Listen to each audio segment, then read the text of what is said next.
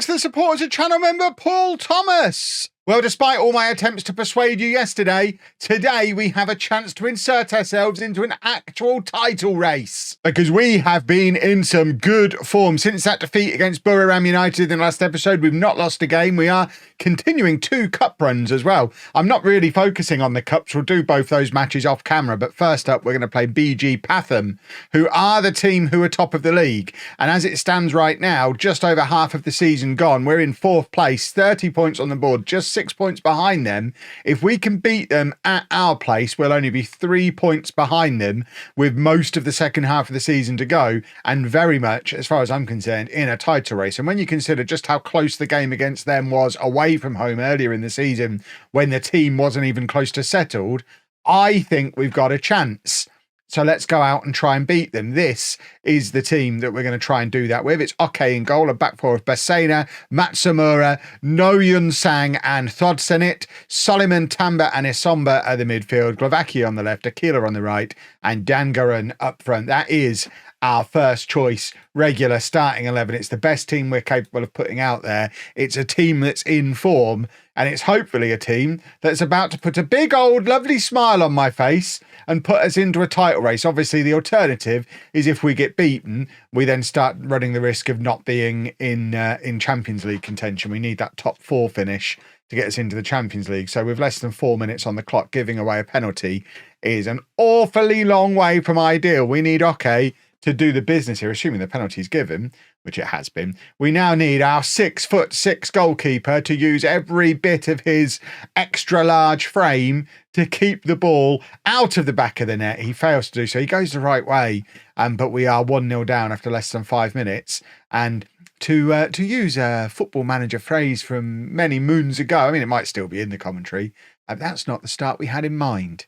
I wonder if that will feature in FM26. Surely they're rewriting all of that. They've threatened to do it for many years. But for us to be 1-0 down before we've even had a shot is not ideal. I am going to demand more. I know we're playing against the best team in the league, but I don't think it's unreasonable for me to complain that that was a pretty poor start. And it was a completely self-inflicted pretty poor start as well. We have been in really, really good form. I hadn't actually planned to come back as early as this for this episode. I figured let's get through a bunch more of the season, but when it became clear we could actually win and potentially get ourselves into the title race, I was like, well, we can't really do that off camera, can I? We're gonna have to show them this one. But what we haven't done is shown any oomph or any ambition to actually get ourselves into the title race just yet. And I think just like we establish. And this is where the conspiracy theorists come out, because I show you the big matches in the episodes. They're like, Kev, why do you go on these long and beaten runs off camera and then you come into the episodes and you struggle? Because I show you the big matches against the best teams. So all the easy wins against the teams in the bottom half of the table, I do all them off camera because they're really boring to watch. And then when we come up against somebody good, I show you that. But obviously, because the opposition is better, statistically, we will lose more on camera than off camera. I think that's how it works. That's it. The math seems to work out, as far as I'm concerned, on that one. That's been a pretty poor first half from us. Although we do have a highlight here just before half time. And if we can grab an equaliser right on the stroke of half time, it doesn't matter how poor the half was. I mean, that touch from Dangaran really, really sums up just how rubbish that first half has been. He gets in behind the defenders, ball over the top to him, and he just lets it hit him on the back of the head and bounce off him. He wasn't even facing the right way as the ball came towards him, and now it is Pathum on the attack, and it was their highlight all along. Well, it wasn't a good half holistically, but we started badly, we've ended badly. We've got an XG of 0.09. off the back of that first half. It's the worst we've played all season long.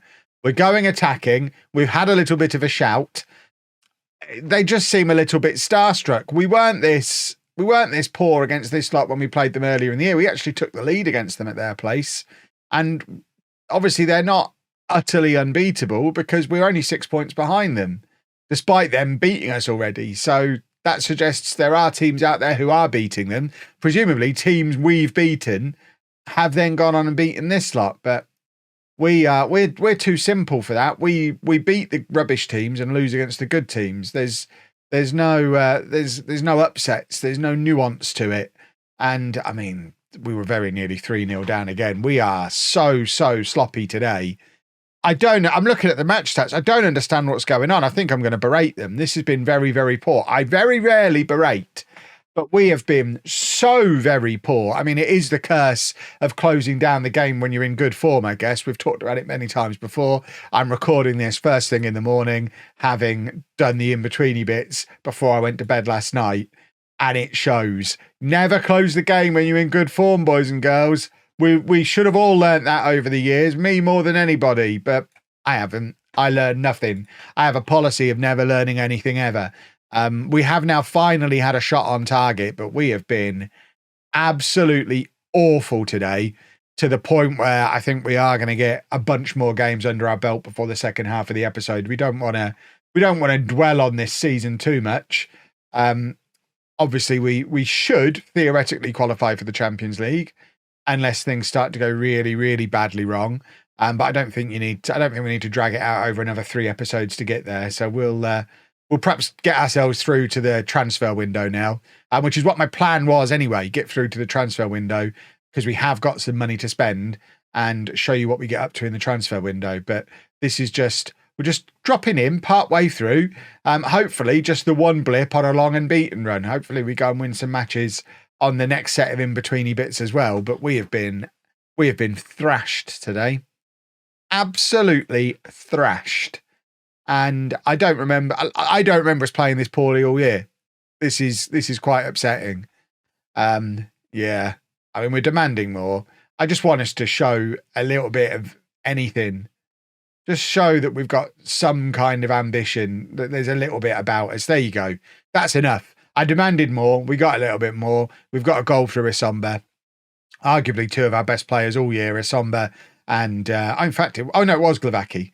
I was looking at my positions wrong underneath my face, but Glavaki and Isomba, 2 of our best players all season long, along with Tamba in midfield. I think they're probably the 3 that have been our standout stars. I mean, are we gonna make it look much closer than it actually was now? We hit the post. We nearly did. I mean, it was 3-2 when we played them earlier in the year. 3-2 would have very much flattered us today. If you actually look at how the XG has gone, losing 3-1 is entirely fair. It's a perfect representation of what we saw on that pitch, which was us being rubbish at football, which is not ideal. Right. Hopefully next time you see me, we'll still be in both the cups. It'd be nice to win a trophy, but I think the transfer window opens around here somewhere. So we'll play July, and then I'll see you again the other side of it. This is not a drill, boys and girls. It's 2031. I'm on club 3 of the save, and I'm finally starting my National C license. Wonderful stuff. We are £2.5 million in the red, but it doesn't seem to matter. They finally trust me enough to let me learn enough basic coaching skills to be able to look after the under-9s. And we did get ourselves into the semi-final of the League Cup, where we have to face BG Pathum again. So I think it was off the back of them getting rather happy that we're challenging reach the latter stages of cups. So they're happy that we're potentially challenging for various things. I'm not back for a match. I just wanted to show you that, because it was so exciting. Well, we've made it through to the start of the transfer window, and we're going to have some money to spend because we've had to sell Jean Isomba. We had him for 6 months, and he then got a big offer from Al Riyadh in Saudi Arabia, 1.8 million. They actually originally offered 800,000. He wanted to leave. We agreed a price with him at 1.8 million, and they matched it. Saudi Arabia money, but 1.8 million clears some of our debt. I mean, the fact we're still 1.2 million overdrawn with that having come in is problematic. But we've now got £2 million of spensies, which obviously could go into huge amounts of wage budget. We'll probably just stick that about halfway and figure out what we're going to do from there. We've already signed already signed his replacement. Karim Athmani is an Algerian midfielder, can play defensive midfield, centre midfield, or attacking midfield. Back in my day, we just called that a midfielder. We are going to get him training to play the exact role that we were using Isomba for. And now we can get him into the squad because he wasn't in the squad. So let's get him registered into the squad. And that should be a like-for-like replacement. But obviously, now we've got money to spend, there's lots more we could do in this window as well, including potentially bring a little bit of money in from there as well. There's not anything super obvious that we need. A right back would be handy. A Thai backup goalkeeper would be really handy. And a free scoring striker would be quite handy as well. Because Dangaran, I don't know. I don't know if that's free scoring enough for me. I wonder what Jardin's up to. Do you reckon he wants to come back and play for us in the top division? He's 25 years old now. Should we give him a little scout? We can't give him a little scout. Should we try and offer him a trial? I mean, we're not going to be able to pay his salary anyway, but let's see if he wants to come in on a trial. That could be fun. But that's the transfer situation. The competition situation, we did get knocked out of the Thai Cup, but we've won all our games in the league. So we've got a League Cup semi-final against Pathum coming up, and the league table looks like this. So we're now actually only 4 points behind them in the league again after our run of wins, but they've got a game in hand. I actually think the next match I'm going to show you is the League Cup semi-final, because if we can score a spot in the final, I mean, if we can get past them, we should win it. And that would be jolly nice. There you go. He's happy to stay now. We've got him in the squad, which is super duper. So hopefully by the time we get to that League Cup semi-final, I'll have done some transfers. Well, this has been a pretty busy transfer window, both on and off the pitch. Obviously, we already know about Esomba leaving, but as you can see, quite a few have moved on as well. Wong Noi's gone out on loan. We sold Kelechi Chimetsi, who was, he was injured first half of the season. We were always planning to let him go, one of the foreign players.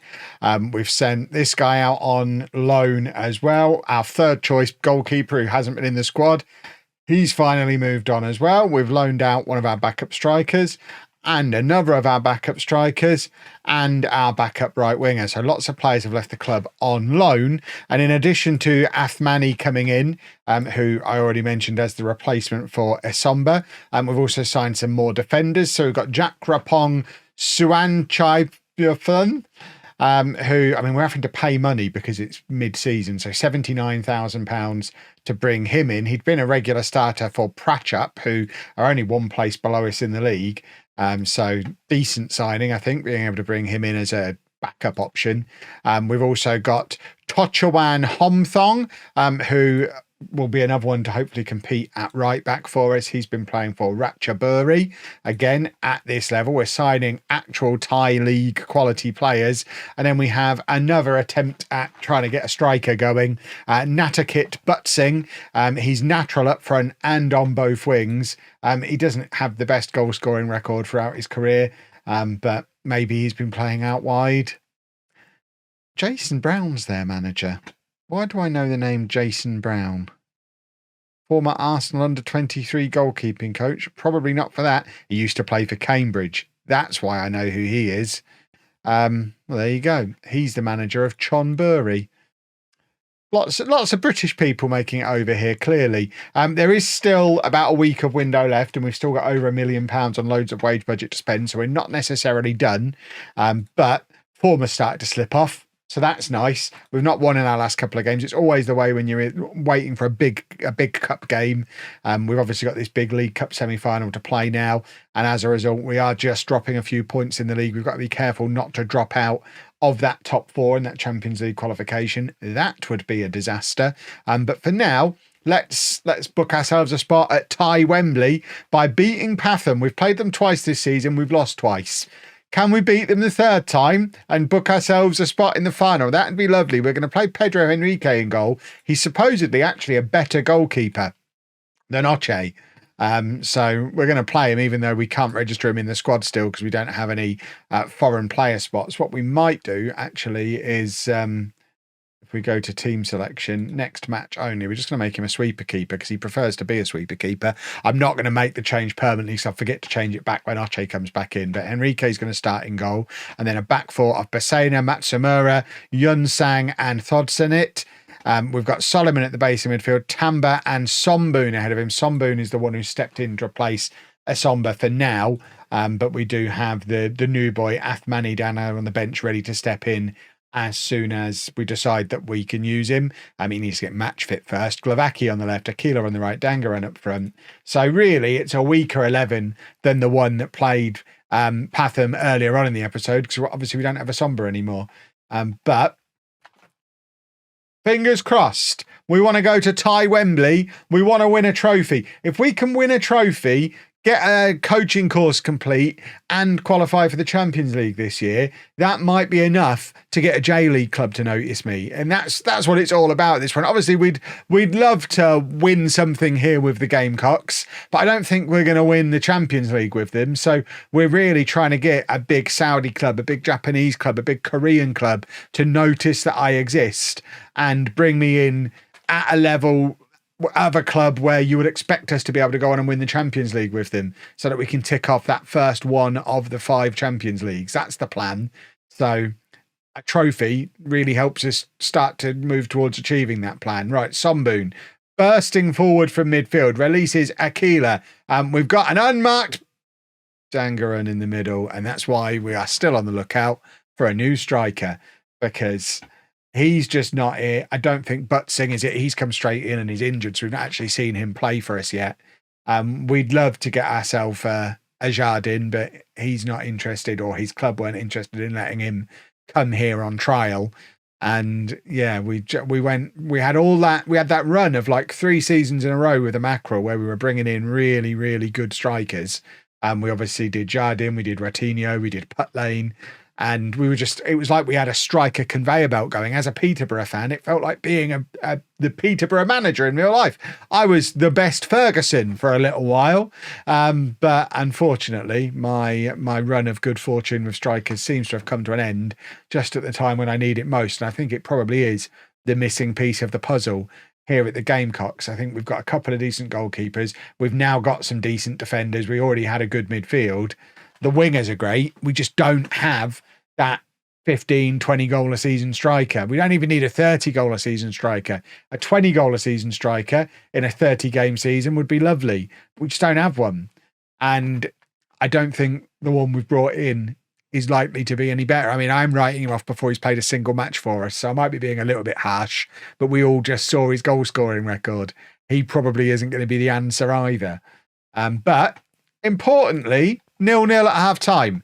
I mean, we're 6 weeks further on than when we played them in the league, and we seem to have got better in that time. I mean, they've not had a shot on target. I suspect they're playing a rotated team. My quick pick before the match, when I had a look at that, wanted to really rotate our team. So I guess the League Cup isn't considered a high priority. He's probably onside, isn't he? Which is annoying. But for us, it's a priority because it's a trophy.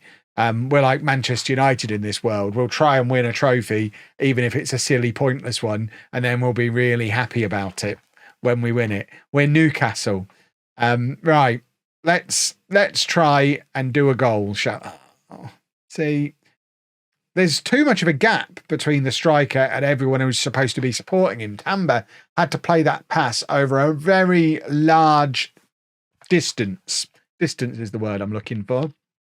And we just need to get everybody a little bit closer together. It's what Isomba was doing. He was that link-up man. And I don't think Somboon is that link-up man. So maybe we'll try New Boy. Maybe we'll bring him on now. We'll give him half an hour and see if Athmani can be that link-up between the midfield and the attack. I mean, he is a natural attacking midfielder and a natural defensive midfielder, but not a natural central midfielder, because Football Manager is a silly goose.